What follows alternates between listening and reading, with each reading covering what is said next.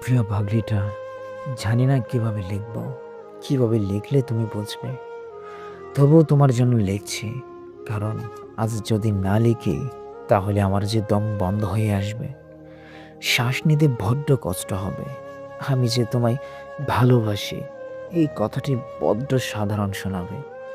তবে এটা আমার জীবনের সবথেকে বড় স্বীকারোক্তি।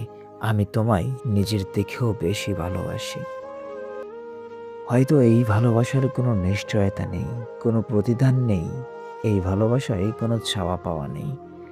এই ভালোবাসায় যে ফুলের মতো পবিত্র, আর এই ভালোবাসায় যে একান্তই শুধু তুমি আর আমি আছি। তুমি ভালো থাকলেই আমি যে নীরবে হাসি, তুমি কষ্ট পেলে আমিও যে নীরবে কান্না করি। হয়তো এই কান্নার আওয়াজ তোমার কান অব্দি পৌঁছায় না, তোমার হৃদয় কাঁপিয়ে তোলে না। তবে এটা তো ভালোবাসার কান্না, বলো? যে কান্নায় চোখের পানি না আসলেও মনের ভিতরটা যে কত বিক্ষত হয়ে যায়। তবে কি জানো,